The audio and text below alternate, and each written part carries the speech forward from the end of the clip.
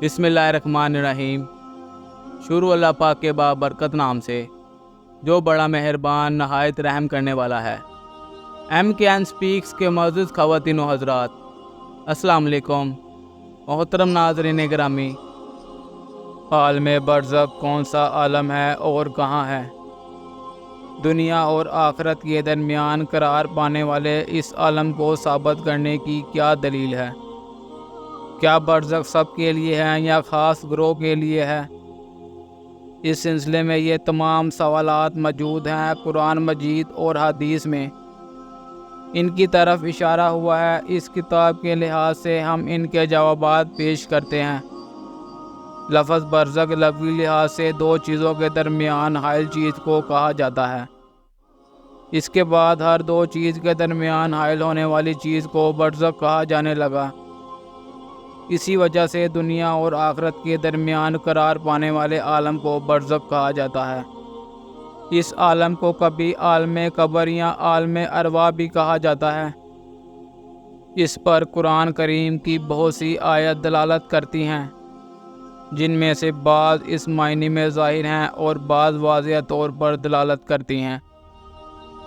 اس عالم کے بارے میں ظاہر ہے، اگرچہ بعض مفسرین نے اس آیت کے معنی یوں کیے ہیں کہ عالم آخرت سے دنیا میں نہیں پلٹا جا سکتا، کیونکہ آیت کا مفہوم یہ ہے کہ انسان کے پیچھے ایک ایسا منع ہے جو انسان کو دنیا میں لوٹنے سے روک دے گا، لیکن یہ معنی بہت ہی بعید نظر آتے ہیں، کیونکہ روز قیامت تک کا جملہ اس بات کی دلیل ہے کہ یہ برزخ دنیا اور آخرت کے درمیان موجود ہے، نہ کہ انسان اور دنیا کے درمیان۔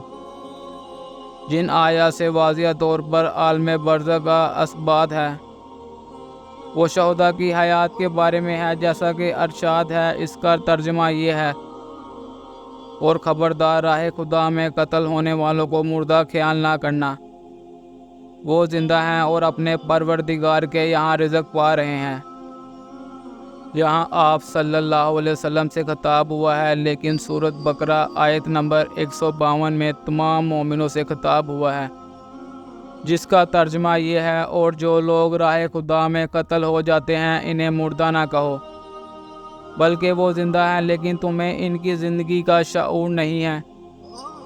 نہ صرف یہ کہ بلند مرتبہ مومنین مثلا شہداء راہ خدا کے لیے برزخ موجود ہے، بلکہ فرعون اور اس کے ساتھی جسے سرکش کفار کے لیے بھی برزخ موجود ہے، جیسا کہ سورۃ مومن میں ارشاد ہوا ہے۔ اس کا ترجمہ یہ ہے: وہ جہنم جس کے سامنے ہر صبح اور شام پیش کیے جاتے ہیں، وہ جب قیامت برپا ہوگی تو فرشتوں کو حکم ہوگا کہ فرعون والوں کو بدترین عذاب کی منزل میں داخل کر دو۔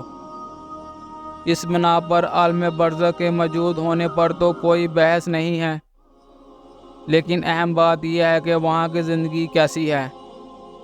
اگرچہ اس سلسلے میں مختلف صورتیں بیان ہوئی ہیں، لیکن سب سے واضح اور روشن یہ ہے کہ انسان کی روح اس دنیاوی زندگی کے خاتمے کے بعد لطیف جسم میں قرار پاتی ہے اور اس مادے کے عرض سے آزاد ہو جاتی ہے، اور چونکہ ہمارے اس جسم کے مشابہ ہے تو اس کو قلب مثالی یا بدن مثالی کہا جاتا ہے، جو نہ بلکہ مجرد ہے اور نہ صرف مادی بلکہ ایک طرح سے تجرد برزخی ہے۔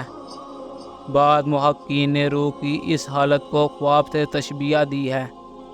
مثلا انسان خواب میں بہترین نعمتیں دیکھے تو واقعی محفوظ ہوتا ہے اور ان سے لذت حاصل کرتا ہے، یا ہولناک منظر کو دیکھ کر غمگین اور غمزدہ ہوتا ہے، اور کبھی کبھی اس کے بدن پر بھی اس کا اثر ظاہر ہوتا ہے اور خطرناک خواب دیکھ کر چینکتا اور چلاتا ہے، کروٹیں بدلتا ہے اور اس کا بدن پسینے سے بھی بھیگ جاتا ہے۔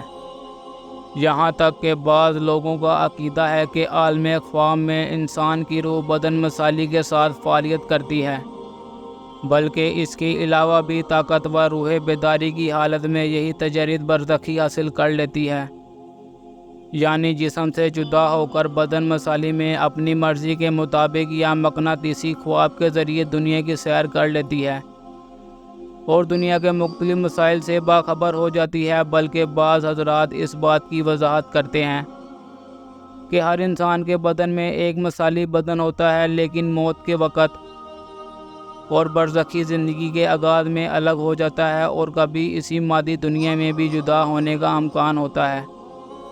جیسا کہ ہم پہلے بھی عرض کر چکے ہیں، اب اگر ہم مثالی بدن کی ان تمام خصوصیات کو قبول نہ کریں تو اصل مطلب سے انکار نہیں کیا جا سکتا، کیونکہ بہت سی روایات میں اس کی طرف اشارہ کیا گیا ہے اور عقلی لحاظ سے بھی کوئی منع نہیں ہے۔ ہماری گفتگو سے اس اعتراض کا جواب بھی واضح ہو جاتا ہے۔